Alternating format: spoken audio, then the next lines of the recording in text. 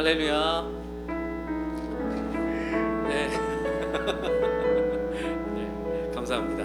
다시 한 번만 할까요? 할렐루야. 아멘. 감사합니다.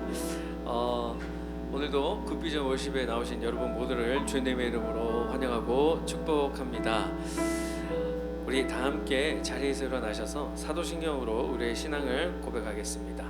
전능하사 천지를 만드신 하나님 아버지를 내가 믿사오며 그 외아들 우리 주 예수 그리스도를 믿사오니 이는 성령으로 잉태하사 동정녀 마리아에게 나시고 본디오 빌라도에게 고난을 받으사 십자가에 못 박혀 죽으시고 장사한 지 사흘 만에 죽은 자 가운데서 다시 살아나시며 하늘에 오르사 전능하신 하나님 우편에 앉아 계시다가 저리로서 산 자와 죽은 자를 심판하러 오시리라.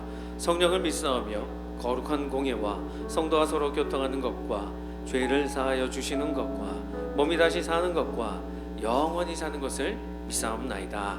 아멘.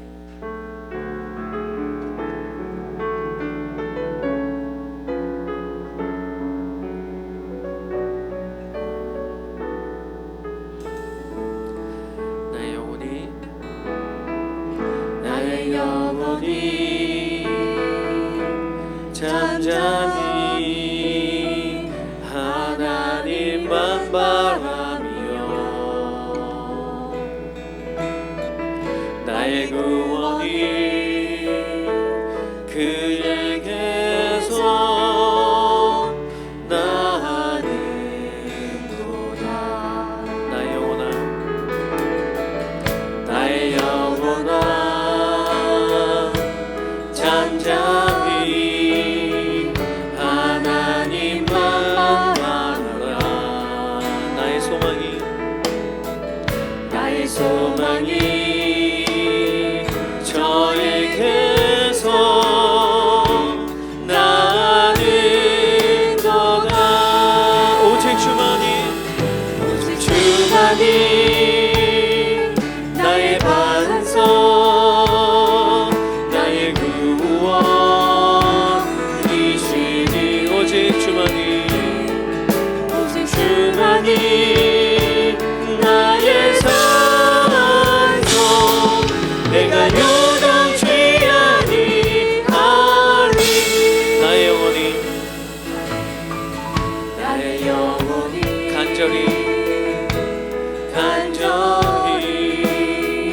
여호와를 갈망하며 나의 입술이 여호와를 찬양하리.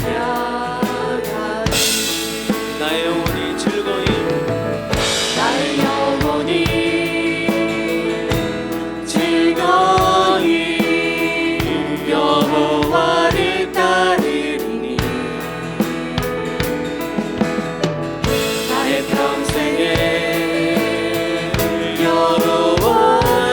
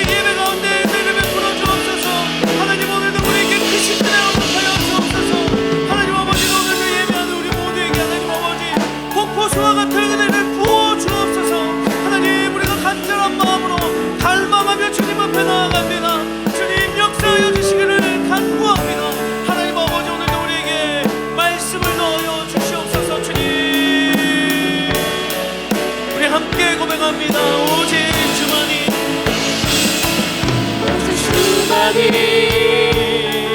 나의 반석 나의 구원이시니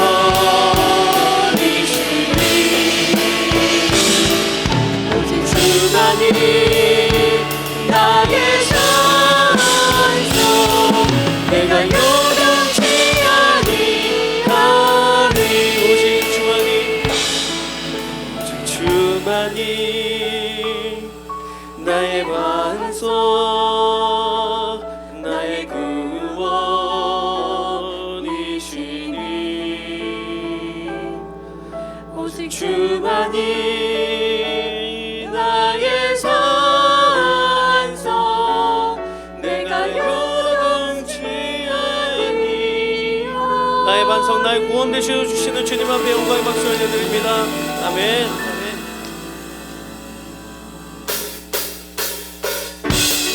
이 시간과 함께 박수치며 주님 앞에 함께 고백하기를 원합니다.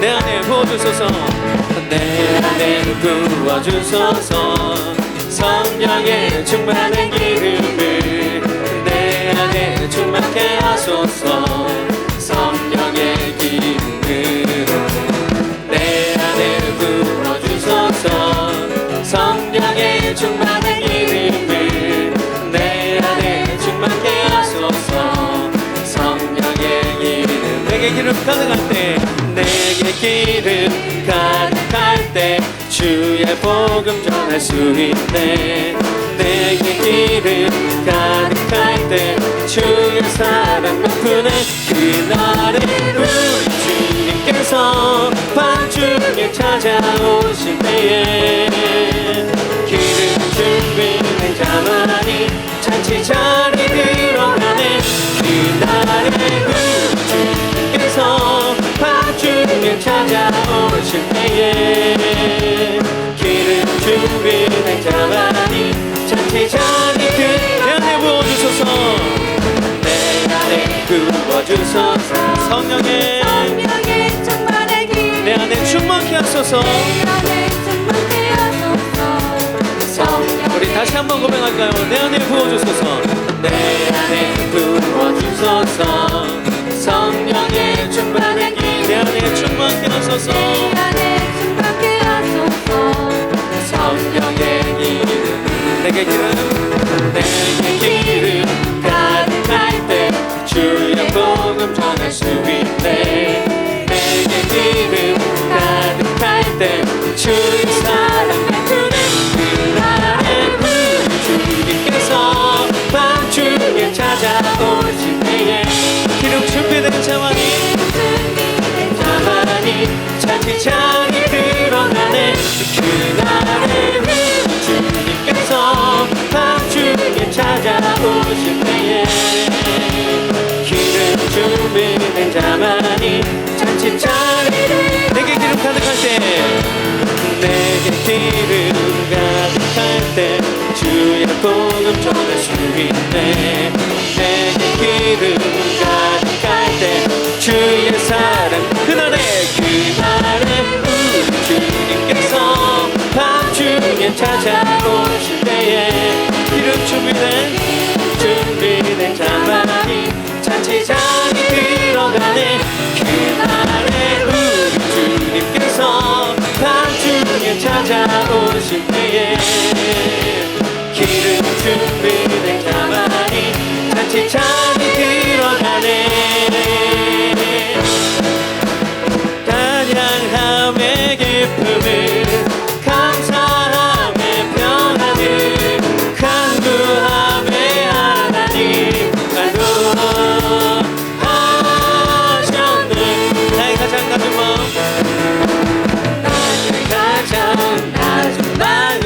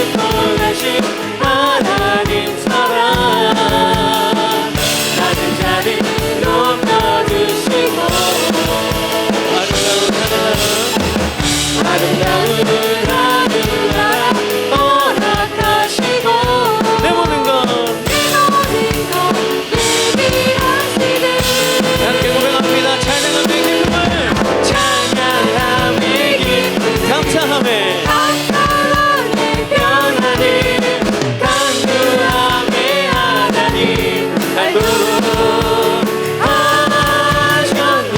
우리에게 축복하신 하나님 사랑, 우리에게 축복하신 하나님 사랑. 낮은 산을 높여주시며 아멘. 아름다운 하늘나라 허락하시니 아름다운 하늘나라 허락하시고 내 모든 것 예비하시네. 찬양함의 기쁨을 감사함의 평안을 간구함의 하나님 알도록 한번 고백합니다. 찬양함의 기쁨을 찬양함의 기쁨을 감사함의 평안을 간구함의 하나님 알도록 하셔. 다시 한번 영광과 전하드립니다. 아멘. 아멘.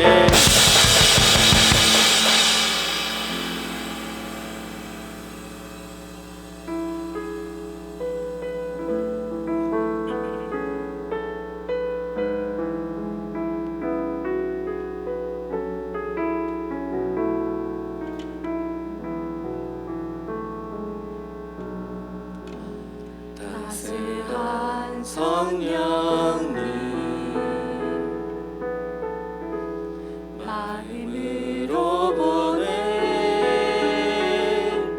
내 몸을 감싸며 주어지는 평안함 만족함을 느끼네. 부르신 곳에서 나는 예배하네. 어떤 상황에도 나는 예배하네. 부르신 곳에서 나는 예배하네. 어떤 상황에도 나는 예배하네. 사랑과 진리의 한 줄기 빛 보내 내 몸을 감싸며 주어지는 평안함 그 사랑을 느끼네. 부르신 곳에서 나는 예배하네. 어떤 상황에도 나는 예배하네. 부르신 곳에서 나는 예배하네. 어떤 상황에도 나는 예배하네. 내가 걸어갈 때 길을 보고 내가 걸어갈 때 길을 내고 살아갈 때 삶이 되니 그곳에서 예배하네. 내가 걸어갈 때 길이 되고 살아갈 때 삶이 되니 그곳에서 예배하네. 그 곳에서 나는 예배하네. 어떤 상황에도 나는 예배하네. 부르신 곳에서 나는 예배하네. 어떤 상황에도 나는 예배하네. 예배합니다. 찬양합니다. 주님만 날 다스리소서. 예배합니다. 찬양합니다. 주님 홀로 우리 다시 한번 고백합니다. 예배합니다. 찬양합니다. 주님만을 예배합니다. 주님이 예배의 주인 되어주시는 주님을 바라보길 원합니다.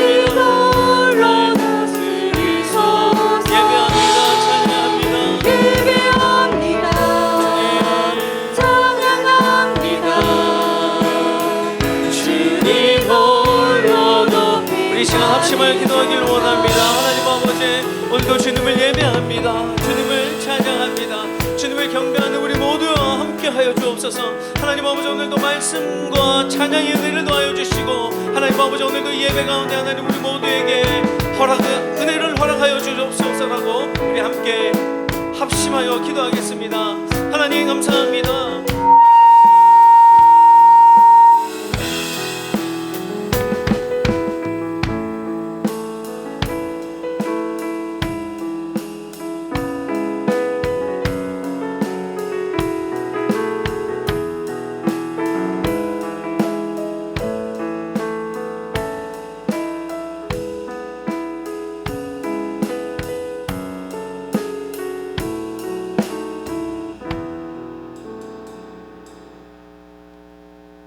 감사합니다. 하나님, 오늘도 우리를 주님의 은혜의 자리로 불러주시고 함께 예배드리며 주님의 은혜를 경험케 하시니 감사합니다. 하나님, 찬양 가운데 임하신 주님, 오늘 말씀 가운데도 임하여 주셔서 우리의 마음 가운데 주님의 뜻을 깨닫게 하여 주시고, 하나님의 말씀을 통한 복음의 힘과 성령 충만의 능력으로 우리가 한 주간도 세상 가운데에서 하나님 나라를 살아내며 승리하는 주의 백성들 다 될 수 있도록 도와주시옵소서. 하나님 아버지, 이 시간 주님 앞에 귀한 예물을 드립니다. 주님께서 이 예물을 기쁘게 받아주시고 우리의 삶에 필요한 모든 것들을 넉넉하게 채워주시옵소서. 하나님 아버지, 우리의 삶에 필요한 모든 것들 가운데 하나님, 우리의 건강도 있습니다. 하나님, 혹 우리의 건강에 아픈 부분이 있다면 주님이 친히 안수하여 주셔서 회복케 하여 주시고 낫게 하여 주시옵소서. 건강한 몸과 마음으로 주님의 나라와 교회 위하여 살아갈 수 있도록 주여 우리를 치료하여 주시옵소서. 하나님 아버지, 이 시간 주님의 말씀 속으로 들어갑니다. 주의 말씀 통하여서 주님의 뜻을 발견하고 은혜 받는 시간 되게 도와주시옵소서. 예수님 이름으로 기도드립니다. 자리에 앉으시겠습니다. 네, 이 공간이 얼마나 아늑하고 평안하고 좋은지 오늘 새가 한 마리 들어왔습니다. 여러분, 예배 가운데 혹 놀라시지 마시고, 제가 다른 것보다 기도를 많이 했습니다. 혹 천장에서 친구가 실례하지 않도록, 네, 여러분, 저의 기도가 또 응답이 되기를 바랍니다. 네, 여러분, 몇 가지 광고 말씀드립니다. 제가 또 우리 굿비전 워십 멤버들 함께 신방하고자 합니다. 내일부터 이제 첫 신방이 시작이 되는데요. 아직까지 일정을 잡으지 못하신 분들이 있으시다면 저와 의논해 주시고 또 함께 일정을 잡아서 하나님 안에서 은혜의 교제를 나누었으면 좋겠습니다. 그리고 다음 주 22일 주일에 저희 밥 한번 먹자라는 그런 행사를 한번 가지고자 합니다. 밥만 먹는 건 아니고요. 저희가 뒤에서 친교하면서 식사도 하고, 그리고 또 레크레이션도 하고 보물찾기도 하려고 합니다. 여러분, 레크레이션은요, 최고의 레크레이션 강사를 모셨는데요, 접니다. 네, 다음 주 기대하는 마음으로 오시고 또 즐거운 마음으로 오셔서 함께 은혜의 시간을 가졌으면 좋겠습니다. 네, 이 자리에서 예배드린 분들 뿐만 아니라 어느 누구라도 다 함께 오셔서 즐겁게 참여하실 수 있으니까요, 오셔서 함께 기쁨의 시간들을 가졌으면 좋겠습니다. 네, 오늘 함께 볼 하나님 말씀은 마가복음 1장 8절에서 11절인데요. 죄송합니다. 1장 6절에서부터 11절까지를 보도록 하겠습니다. 마가복음 1장 6절에서 11절까지의 말씀을 우리 함께 보도록 하겠습니다. 한 목소리로 우리 1장 6절에서부터 11절 말씀을 읽도록 하겠습니다. 시작. 요한은 낙타 털 옷을 입고 허리에 가죽띠를 띠고 메뚜기와 석청을 먹더라. 그가 전파하여 이르되 나보다 능력 많으신 이가 내 뒤에 오시나니 나는 굽혀 그의 신발끈을 풀기도 감당하지 못하겠노라. 나는 너희에게 물로 세례를 베풀었거니와 그는 너희에게 성령으로 세례를 베푸시리라. 그때에 예수께서 갈릴리 나사렛으로부터 와서 요단강에서 요한에게 세례를 받으시고 곧 물에서 올라오실새 하늘이 갈라짐과 성령이 비둘기같이 자기에게 내려오심을 보시더니 하늘로부터 소리가 나기를 너는 내 사랑하는 아들이라 내가 너를 기뻐하노라 하시니라. 아멘. 네, 오늘 성령으로 베푸시는 세례라는 제목으로 함께 말씀을 나누고자 합니다. 여러분, 흔히들 이 세례 요한을요 구약의 마지막 선지자라고 합니다. 죄송합니다. 리모컨이 안 돼가지고.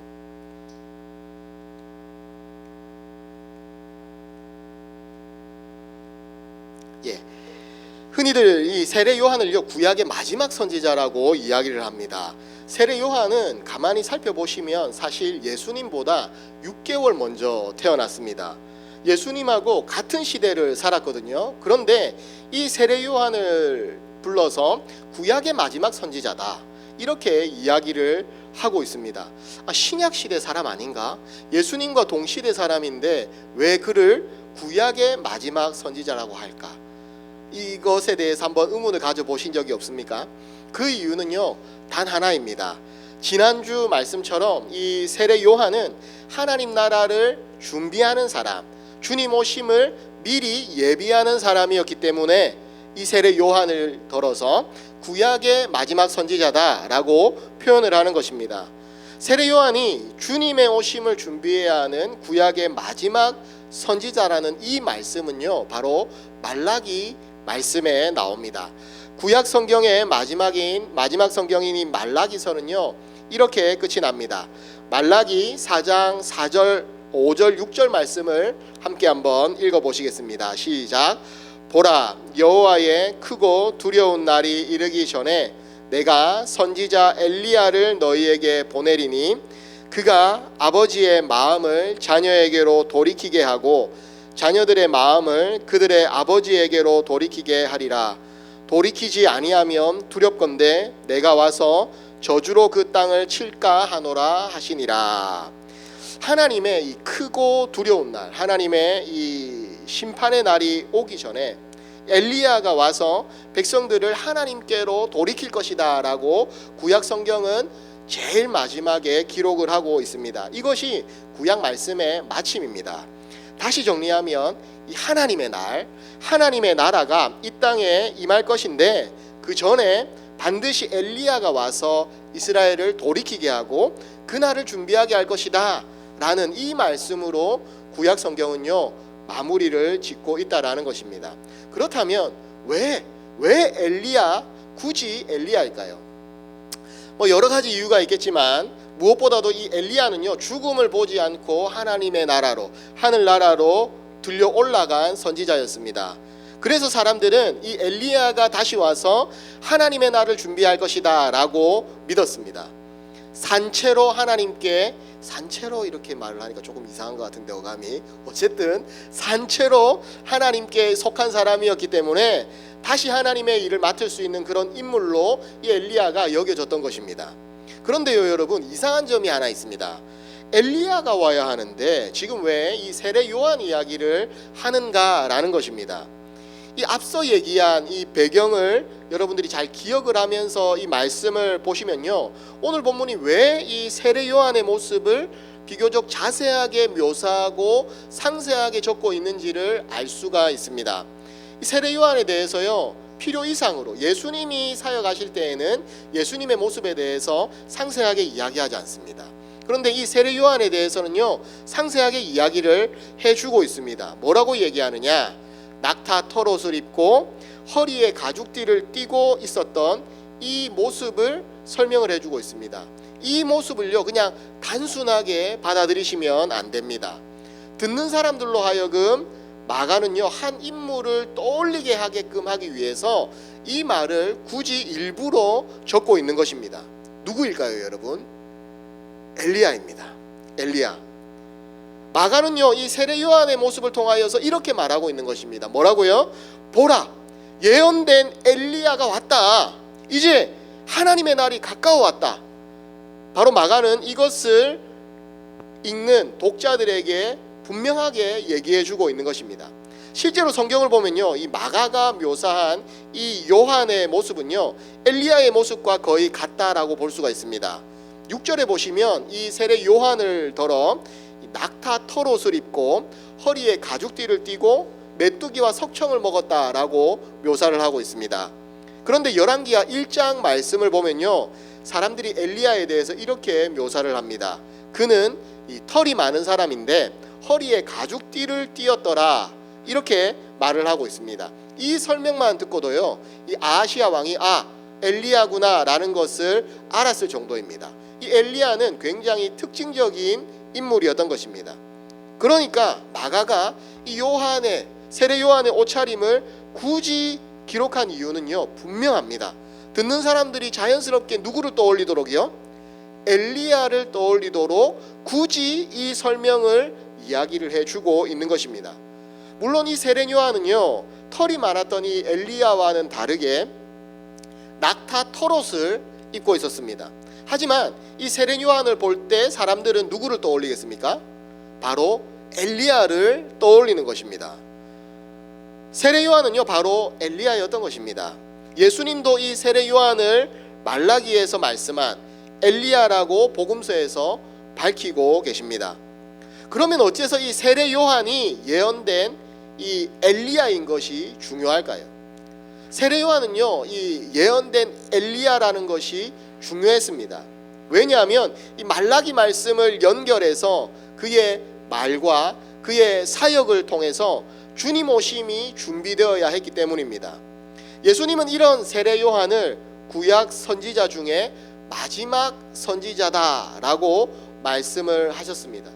그리고 동시에 이 세례 요한을요, 그 선지자보다 더 나은 자다라고 마태복음 11장 9절에 보면 이야기를 하고 있습니다.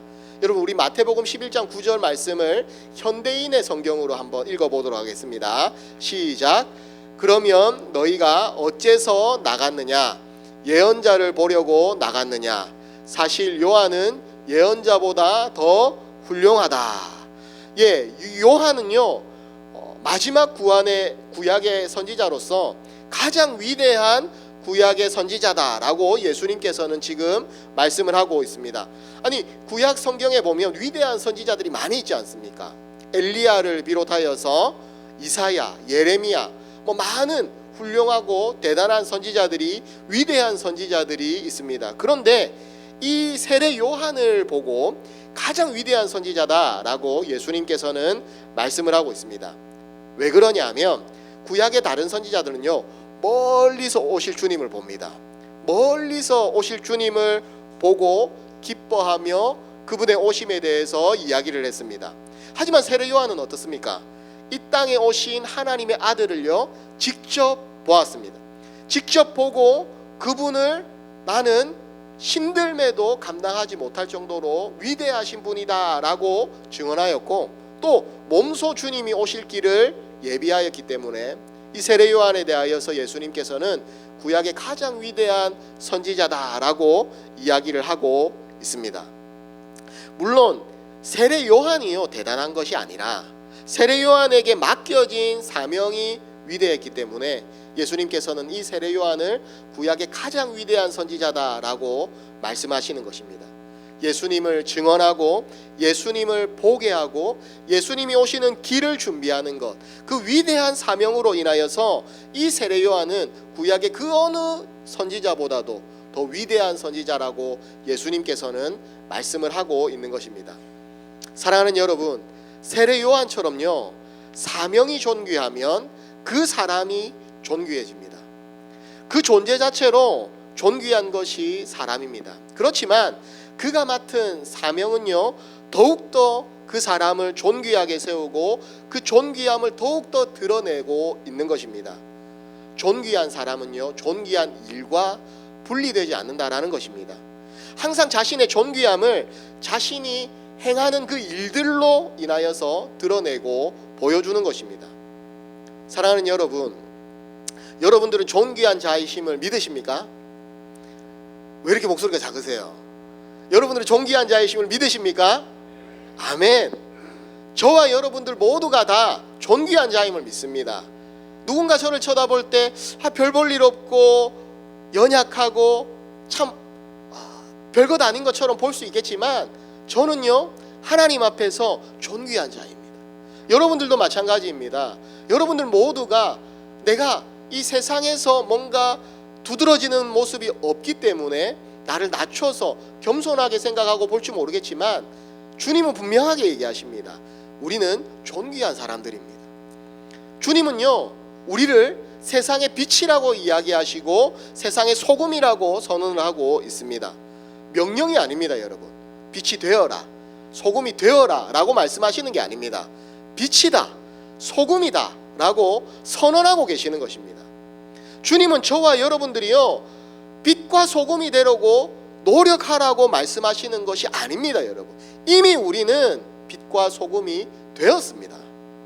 저와 여러분들이 빛이 되기 위하여서 소금이 되기 위하여 그 모든 일들을요 그리스도 안에서 하나님께서 이미 이루셨다라는 것입니다.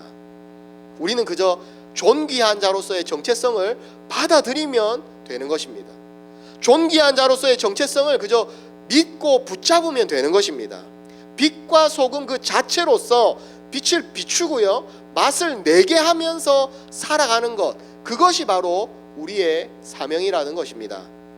그런데 우리는요 계속 빛이 되려고 합니다. 이미 빛인데 빛이 되려고 해요. 그 빛을 비추지 않습니다. 내게 있는 그 빛을 환하게 비추어야 되는데 나는 아직까지 빛이 아니야, 빛이 되어야 해, 이런 생각에 사로잡혀 있다라는 것입니다. 큰 상자 안에 내 빛을 가두어 놓습니다. 그리고 기도합니다. 빛이 되게 해주세요, 소금이 되게 해주세요. 아니요, 주님은 분명히 이야기하십니다. 여러분, 내가 얼마나 큰 사람인지를 모르면요 큰 삶을 살아갈 수가 없습니다. 그래서 주님은 말씀하십니다. 너희는 이미 빛이다. 그 빛을 비추는 삶을 살아라. 더 큰 빛이 되려고 하지 말아라. 더 존귀한 자가 되려고 하지 말고 지금도 충분한 빛이고 존귀하니 일어나서 그 빛을 바라고 살아라 라고 주님께서는 우리에게 말씀하고 있습니다. 사랑하는 여러분, 우리는 존귀한 사람들입니다. 빛을 비추면 되는 것입니다. 세상은요 빛이 되려고 노력을 합니다. 세상은 남들보다 높아지고 남들의 영광을 받는 것이 존귀함이라고 생각을 합니다. 천만의 말씀입니다. 여러분, 이미 스스로 존귀하다고 여기지 못하기 때문에 그래서 생긴 질병입니다. 하나님의 형상으로 하나님처럼 창조되었는데 하나님처럼 되라고 하는 그 유혹에 넘어가는 것입니다. 여러분, 이미 우리는요 왕 같은 제사장입니다. 이미 우리는 하나님과 같은 존재입니다. 여러분, 그리스도로 말미암아 회복된 하나님의 형상이 바로 저와 여러분들입니다. 그래서 우리는요 그 영광을 그냥 비추는 것입니다. 빛이 되는 것이 아니라 그 영광을 비추면 되는 것입니다. 그런데 그 눈을 뜨지 못합니다. 자신이 얼마나 존귀한 존재인지, 하나님의 아들이 와서 십자가에 죽어야지만이 겨우 그것을 조금 실감할 수 있는 것입니다. 사랑하는 여러분, 여러분들 자신을 사랑하시기 바랍니다. 여러분들 자신을 아껴주시기 바랍니다. 여러분들의 가정에 있는 가족들을 아껴주시고 여러분들의 지체를 사랑하시기 바랍니다. 왜요? 하나님 같은 존재입니다. 존귀한 사명을 가진 사람들입니다. 빛과 소금이라서 이 세상을 비추고 이 세상에 거룩한 맛을 내며 살아가도록 부름받은 존귀한 자들이 바로 우리들입니다.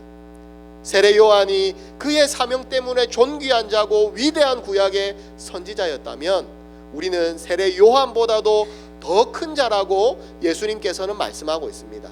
우리는 빛이고 소금입니다. 사랑하는 여러분, 주님의 나라에서는요 비추는 자가 존귀한 자인 줄 믿습니다. 얼마나 큰 빛이냐, 이것이 중요한 것이 아닙니다. 여러분, 실제 그 빛을 비추고 있느냐 없느냐, 이것이 중요한 것입니다. 조금 더 준비가 되면, 내가 조금 더 성숙해지면, 내가 조금 더 능력이 생기면 빛을 비추어야지. 우리가 이런 생각을 할 때가 참 많이 있습니다. 뭔가 내 안에 더 채워지고 내가 더 성숙하고 뭔가 좀 더 넉넉한 품이 있어야지 될 것 같다, 그런 생각을 하십니다.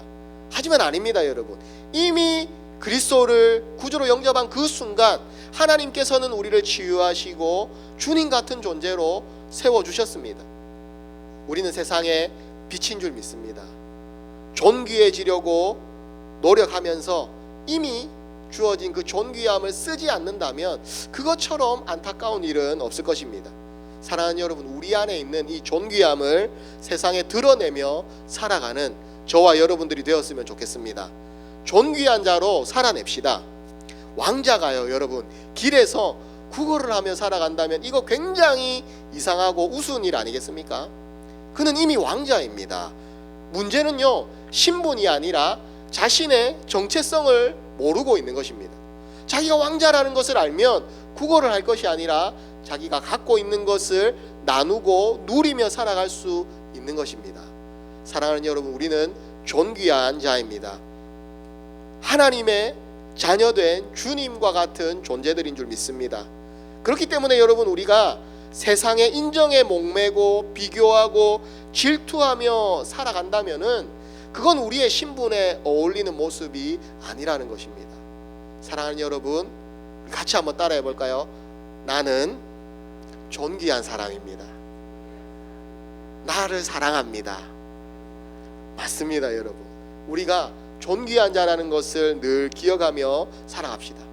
존귀하게 산다라는 것은요, 여러분, 뭔가 세상이 말하는 그런 거창한 성공이 아니라요, 하나님 자녀답게 사는 것입니다. 하나님 자녀답게 살아가는 그 모습 자체가요, 존귀한 삶을 드러내는 것입니다. 나를 증명하려고 애쓰는 삶이 아니라 이미 사랑받는 자답게 하나님 앞에서 믿음으로 살아가는 것입니다. 존귀한 여러분, 그리스도인 다음으로 이 세상 가운데에서 빛을 비추며 살아가는 그런 저와 여러분들이 다 되기를 주님의 이름으로 축복합니다. 두 번째는요, 여러분, 세례는 이 죄에 대해서 죽고 의에 대해서 살았다라는 그런 선언입니다. 여러분, 이 본문을 보면 세례 요한은요, 말로만 예수님을 소개한 것이 아닙니다. 그는 이 세례라는 행동을 통하여서 예수님이 누구이신지를 드러냅니다. 이 세례라는 말은요, 신약 성경에서, 신약에서 본격적으로 등장하는 표현입니다. 당시 이 이방인들이 유대교로 들어올 때에 세례라는 관습을 세례를 받는 관습이 있었습니다. 그런데 여러분, 본문에 잘 보시면 이 세례를 받는 사람들이 이방인입니까, 유대인입니까? 유대인입니다. 이방인이 아니라 유대인들입니다. 이것은 굉장히 의미심장한 일입니다. 요한의 세례는요, 단순히 이 유대인들이 되는 그런 절차가 아닙니다. 이방인들이 세례를 받고 나는 이제 유대인으로 살겠습니다, 이 절차가 아니라는 것입니다. 이미 유대인인 사람들이 참된 하나님의 백성으로 살겠다라고 결단하는 표시가 바로 이 세례였다라는 것입니다. 다시 말하면 메시아가 오실 것을 앞두고 하나님께로 나는 돌이켜서 하나님의 나라, 메시아의 나라를 살겠다라는 이 표시가 바로 세례였다라는 것입니다. 그러니까 세례는 돌이킴입니다. 우리가 계속해서 하나님 나라에 관하여서 말씀을 들으면서 이야기 나누고 있는 바로 그것입니다. 돌아서는 것입니다. 돌아서서 내 삶의 방향을 이제 오로지 하나님께만 맞추고 살겠다라고 하는 그 돌이킴의 모습이 바로 세례입니다. 이 세례는 바로 회개의 상징적인 행위다라는 것입니다. 마가복음 1장 4절에 보시면 요한이 죄 사함을 받게 하는 회개의 세례다라고 전파했다라고 기록하고 있습니다.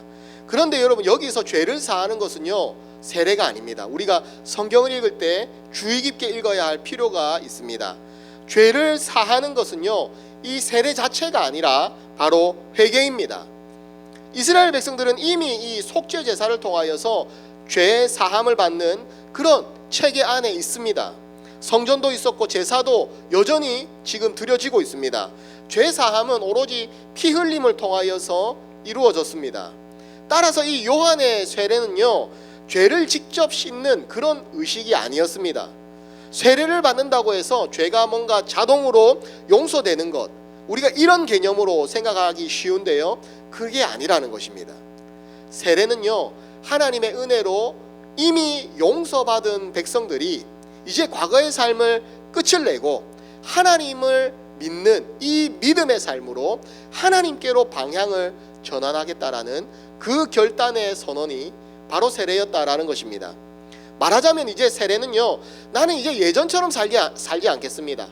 나는 이제 예전처럼 살지 않고 하나님의 백성답게 살겠습니다라고 하는 것을 나 스스로만 결단하는 것이 아니라 모든 사람들 앞에서 결단하고 드러내는 그런 믿음의 고백이고 표시가 바로 이 세례였다라는 것입니다.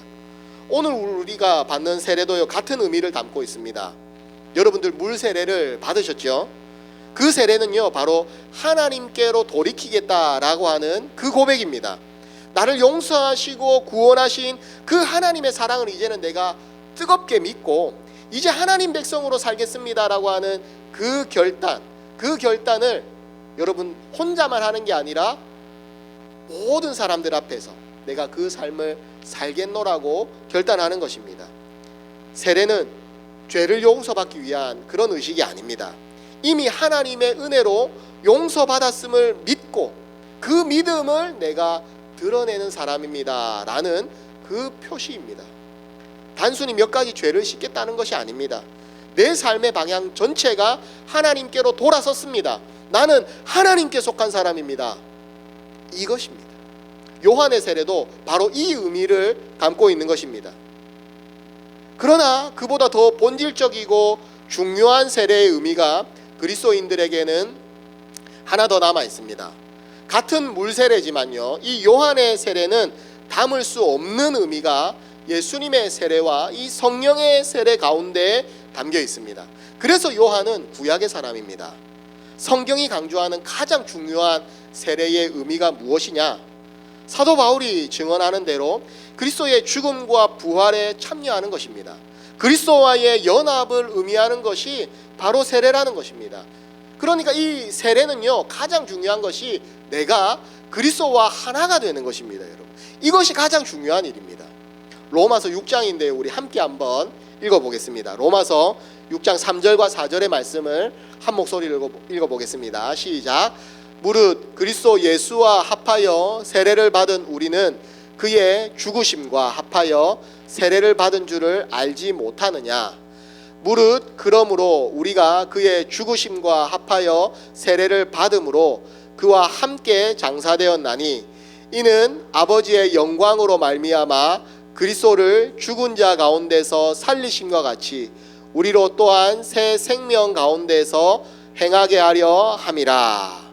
네, 여러분, 쉽게 생각하면 이 세례를 통하여서요, 우리는 죽고 살았다라는 것입니다. 죽고 산 것입니다. 죄에 대하여서, 내 이전의 모습에 대하여서는 죽고, 예수 그리스도의 부활을 통하여서 의로운 삶에 대하여서는 새롭게 살게 되는 이 모습이 바로 세례다라는 것입니다. 바로 우리 옛사람이 십자가에서 죽었습니다. 그리고 주님의 부활과 함께 새 생명으로 다시 살았습니다 라고 하는 것이 바로 이 세례의 가장 중요한 영적인 의미인 것입니다. 그리고 이 세례는요, 우리를 주님과 하나 되게 하는 것입니다. 우리는 이제 주님과 떨어진 사람이 아닙니다. 여러분, 이제는 주님과 함께 붙어서 살아가는, 주님께 속한 사람들이 바로 저와 여러분들인 것입니다.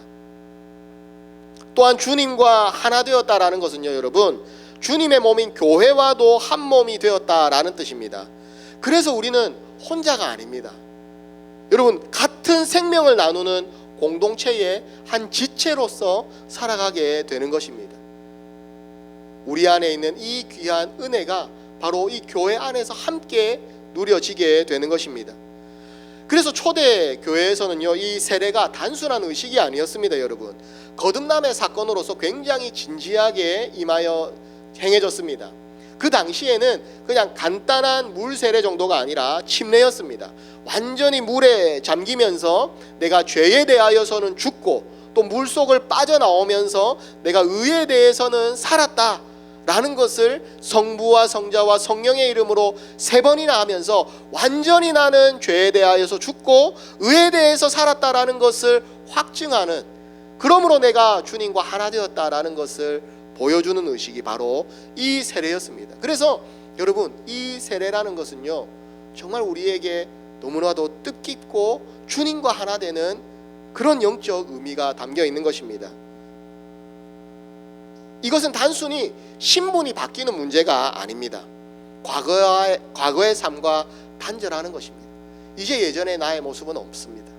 이제 새로운 나의 모습이 있는 것입니다. 인간 박인영으로서가 아니라 이제는 그리스도인 박인영으로서의 새로운 삶이 시작되는 것입니다. 하나님께만 집중하는 그 믿음의 삶이 이제는 시작이 되는 것입니다. 이제 더 이상 세상 방식에 속한 사람이 아닙니다. 이제 내가 하나님께로 방향을 전환했기 때문에 세상의 그런 관습이나 세상의 생각들을 가지고 살아가는 것이 아닙니다. 우리의 신앙과 생활의 유일한 기준이 무엇이 되느냐? 바로 이 하나님의 말씀인 성경이 되는 것입니다. 우리는 그래서 말씀의 사람이 되고 이 말씀을 중심으로 우리의 삶을 하나님의 방향으로 살아내는 것입니다. 사랑하는 여러분, 이것을 우리가 공동체 앞에서 확증한 것이 세례입니다. 여러분들이 받은 세례가요, 사실은 조금은 무거운 의미가 담겨 있는 것입니다. 그때는 그냥 다 받으니까 받았는데, 군대에서 받으신 분들도 있잖아요. 진중세례 1000명씩 받을 때 막 같이 한국에서 받으신 분들도 있잖아요. 그때는 다 받으니까, 교회 가면 햄버거 주니까 그래서 받았는데, 여러분, 그렇게 받으셨어도 상관이 없습니다. 대신 이제부터가 중요한 겁니다. 이제 나는 세례 받은 자이니까 예수님과 하나 된 사람으로서 믿음으로 살아가겠다라는 그 마음만 품는다면 괜찮습니다. 그런데요, 바울 사도는요, 여기에서 한 걸음 더 나갑니다. 그 한 번의 세례만이 아니라는 것입니다. 날마다 죽는 이 삶의 고백을요, 사도 바울은 강조하고 있습니다. 이 땅에서 천국의 삶을 사는 방법이 있다. 이 땅에서 부활하신 예수님과 날마다 함께 살아가는 그 천국의 삶을 누리며 살아가는 방법이 있다. 그것이 무엇이냐? 도리어 날마다 죽는 것이다 라고 사도 바울은 이야기하는 것입니다. 여러분, 놀라운 고백이 아니겠습니까? 내가 드러나고 내가 영광을 받는 그런 삶이 아닙니다. 이미 충만한 그 영광을 누리는 가운데 그 영광을 비추면서 하나님의 영광을 향하여서 나아가는 그 삶, 그 삶은 바로 내가 날마다 죽는 것입니다. 내가 날마다 죽으면요, 내 안에 주님이 사십니다. 내가 날마다 죽으면 내 안에 주님이 사시고 나를 주님이 높이시고 세우시고 주님이 사용하신다라는 것입니다. 사랑하는 여러분, 우리는 여기까지 나아가야 되는 것입니다. 내가 매일 죽는다라는 이 귀한 믿음의 삶으로 주님 앞에 나아갑시다. 그러면 내 안에 주님이 사시고 내 안에 성령의 음성이 들리기 시작합니다. 어떤 성령의 음성이 들리겠습니까? 오늘 주님이 세례를 받을 때처럼 사랑한다, 내가 너를 인하여서 기뻐한다라는 이 음성이 우리 안에 들리게 되는 것입니다. 사랑하는 여러분, 이 음성을 날마다 우리가 들으면서 살아갔으면 좋겠습니다. 이 성령의 음성을 들으면요, 날마다 기쁨이 넘칩니다. 내 삶이 힘들고 어려운 일상의 연속인데 그 반복되는 일상 가운데에요, 기쁨이 있습니다. 즐거움이 있습니다. 저를 보시면 날마다 웃고 있지요. 웃을 일이 별로 없을 것 같은데 바본가? 바보일 수도 있죠. 그죠? 그렇지만 바보는 아닌 것 같고요, 주님 때문에 기쁜 것이죠. 힘들고 어려운 내 삶의 일상들이 있습니다. 여러분들에게 일일이 다 말하지 못하는 저에게도 어려운 일들이 분명히 있습니다. 그런데요, 기쁨이 있습니다. 웃음이 나옵니다. 여러분들을 보면서 그냥 웃는 척만 하는 게 아니라 진짜 내 안에 기쁨이 있습니다. 왜요? 날마다 내가 죽고 내 안에 사시는 그 주님 때문에 하나님이 들려주시는 음성이 있거든요. 사랑한다, 내가 너를 기뻐한다라고 하시는 이 주님의 음성이 내 안에 늘 있거든요. 사랑하는 여러분, 여러분들에게도 동일하게 있으신 줄 믿습니다. 이 음성으로 말미암아 여러분들의 삶 가운데 기쁨이 넘치기를 바랍니다. 매일 일어나면 직장에 가고 내 삶의 터전으로 돌아가고 반복되어지는 이 삶 가운데 참 힘들고 재미없을 것 같지만 그 안에 주님이 주시는 기쁨과 웃음과 감사가 분명히 넘칠 것입니다. 사랑하는 여러분, 말씀을 맺겠습니다. 하나님이 저와 여러분들을 기뻐하시는 줄 믿습니다. 하나님이 여러분과 저를 보면서 노래하시는 줄 믿습니다. 스바냐 말씀처럼 하나님이 그 기쁨을 주체하지 못하여서 우리를 바라보시면서 기뻐하시고 노래하시고 우리에게 은혜를 베풀어 주시는 줄 믿습니다. 그리고 우리를 이 땅에 존귀한 자로 세우십니다. 그리고 존귀한 일을 꿈꾸며 살아가도록 우리 안에 은혜를 주십니다. 사랑하는 여러분, 여러분들을 향한 이 성령님의 음성이 있다라는 것을 늘 기억하시길 바랍니다. 하나님의 말씀 앞에서 또 주님 앞에 기도하는 가운데 이 성령의 음성은 날마다 들으시기 바랍니다. 귀를 기울이시고 그 말씀을 분별하심으로 이 땅 가운데에서 하나님의 나라를 사시고 하나님의 의를 드러내시는 그런 귀한 믿음의 삶을 사시기 바랍니다. 주님을 기쁘시게 할 일들을 생각하시기를 바랍니다. 성령의 기름 부음을 우리는 받았습니다. 성령의 기름 부음을 받았으면서도 구약의 성도들처럼 성령의 능력과 무관한 삶을 살아간다면 그건 얼마나 안타까운 일이겠습니까? 사랑하는 여러분, 주님을 기쁘시게 하는 일 어렵지 않습니다. 내가 주님과 함께 날마다 죽으면 됩니다. 주님이 내 안에 주시는 그 기쁨을 내가 드러내며 존귀한 삶을 살면 됩니다.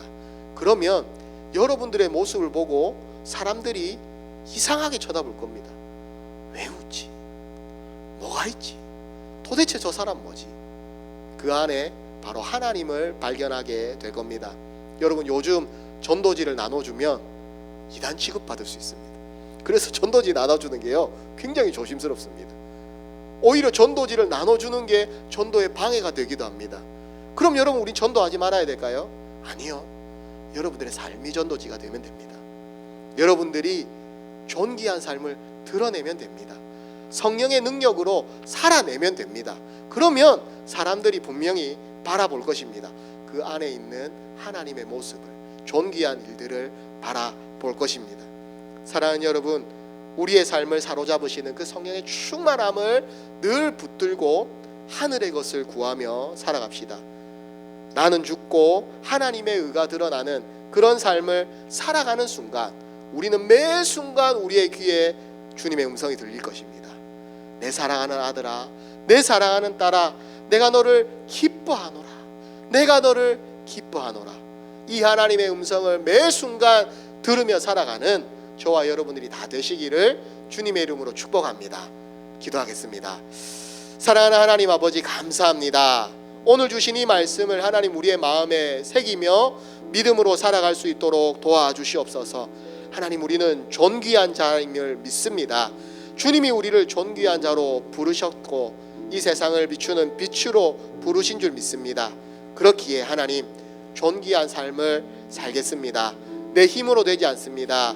내가 날마다 죽고 주님과 연합할 때 내 안에 사시는 하나님이 성령의 충만함을 통하여서 하게 하실 줄 믿습니다.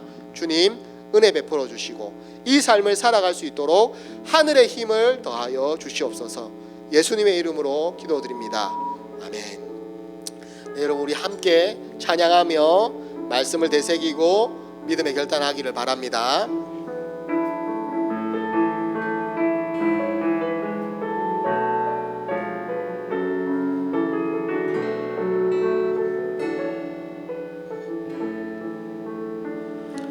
세상을 보니 그들이 증명하는 건 명예와 저진 재물과 힘과 자랑뿐이라.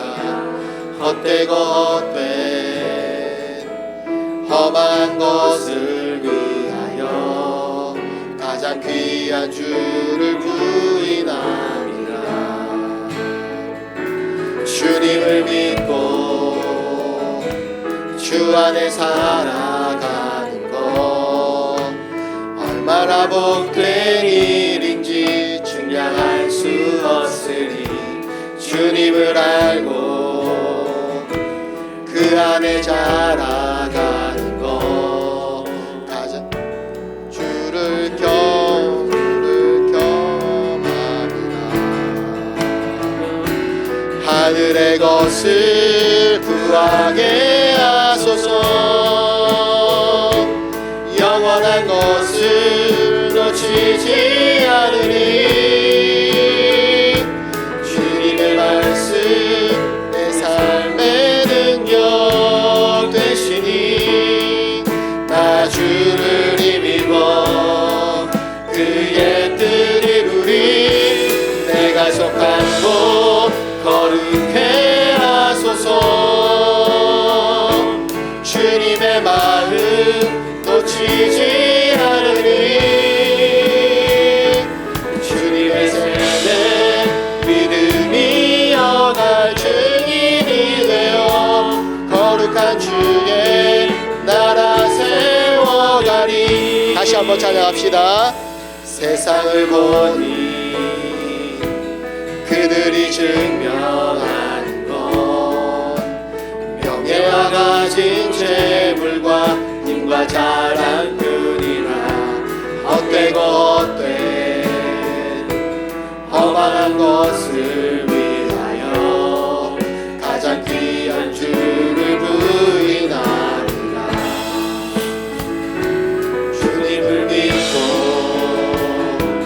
주 안에 살아가는 것 얼마나 복된 일인지 증량할 수 없으리. 주님을 알고 그 안에 자라가는 것 가장 귀한 주를 경험하리라. 하늘의 것을 구하게 하소서. 영원한 것을 놓치지 않으리. 주님의 말씀 내 삶의 능력 되시니 나 주를 힘입어 주의 뜻 이루리. 내가 속한 곳 거룩해 하소서. 주님의 마음 놓치지 않으리. 주님의 세대 믿음이 너가 증인이 되어 거룩한 주의 나라. 다시 한번 고백합시다. 하늘의 것을 구하게 하소서. 하늘의 것을 구하게 하소서. 영원한 것을 놓치지 않으리. 주님의 말씀 내 삶의 능력 되시니 나 주를 힘입어 그의 뜻 이루리. 내가 속한 곳 거룩해 하소서. 주님의 마음 놓치지 않으리.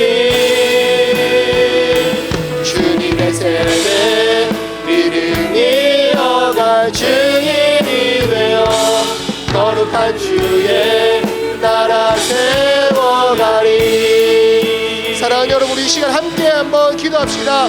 하나님 아버지, 우리가 주님이 세우신 존귀한 자임을 믿고 하나님 아버지 빛과 소금으로서 이 세상 가운데서 하나님의 나라를 살아내며 존귀한 삶을 살아낼 수 있도록 주여 우리에게 성령의 충만을 다하여 주시옵소서. 뿐만 아니라 우리가 주님과 연합되어 날마다 죽음으로 말미암아 내 안에 주님이 사시고 내 안에 사시는 주님을 통하여서 하나님을 드러내는 그런 귀한 삶을 살아갈 수 있도록 주여 우리에게 성령의 능력을 주시고 성령의 충만함을 주시옵소서. 우리 함께 주여 한번 부르짖고 기도하겠습니다. 주여 하나님 아버지 감사합니다. 아버지 하나님, 우리에게 은혜 베풀어 주심을 감사합니다. 오늘 주님이 주신 이 말씀을 우리의 마음에 새기게 하여 주시옵소서. 하나님 아버지께 주신 말씀을 붙잡고 하나님 아버지 존귀한 자라는 것을 기억하며 이 땅 가운데서 하나님의 나라를 존귀함으로 살아낼 수 있도록 주여 도와주시옵소서. 하나님 아버지, 우리는 여전히 부족하고 우리는 여전히 죄악 가운데 있지만 하나님 아버지께서 이미 우리는 존귀한 자라고 말씀하셨사오니 하나님 그 말씀 믿고 살아가겠습니다. 하나님 아버지, 우리가 빛이고 우리가 소금임을 기억하며 하나님 빛이 되려고 소금이 되려고 노력하지 않겠습니다. 하나님 아버지, 우리가 하나님과 같이 존귀한 자임을 기억하며 아버지 하나님 이 땅 가운데서 믿음으로 살아내길 소원하오니 주여 은혜를 베풀어 주시옵소서. 그러기 위하여서 우리가 주님 온전히 주님과 하나 되길 원합니다. 주님과 연합하길 소원합니다. 하나님 아버지 함께하여 주시고 이제 거기에서 한 걸음 더 나아가 날마다 우리가 죽음으로 주님이 드러나시는 우리의 삶이 되게 하여 주시옵소서. 성령의 음성을 들으며 성령의 음성을 분별하며 살아갈 수 있도록 주여 도와주시옵소서. 사랑하는 하나님 아버지, 감사합니다. 날마다 우리가 성령의 음성을 분별하며 살아가기를 원합니다. 주님의 음성을 듣고 이 땅 가운데에서 믿음으로 살아가기를 소원합니다. 하나님 존귀한 삶을 살 수 있도록 성령의 능력을 우리에게 허락하여 주시옵소서. 존귀한 자임을 믿고 존귀한 자가 되려고 애쓰기보다 존귀한 삶을 드러내기 위해서 누리기 위해서 애쓰는 저희들 되게 도와주시옵소서. 지금은 우리 주 예수 그리스도의 은혜와 하나님 아버지의 크신 사랑과 성령의 능력 충만하심이 하나님의 나라를 살아내는 존귀한 사람이라는 것을 깨닫고 세상 가운데 존귀함을 드러내며 빛을 비추며 살아가고 또한 주님과 하나 되어 교회와 하나 되어 날마다 죽음으로써 하나님의 의를 드러내며 살아가기를 소원하는 이 자리에 모인 모든 주의 백성들과 우리 좋은 비전교회와 굿 비전 워십 위에 영원토록 함께 있기를 축원하옵나이다.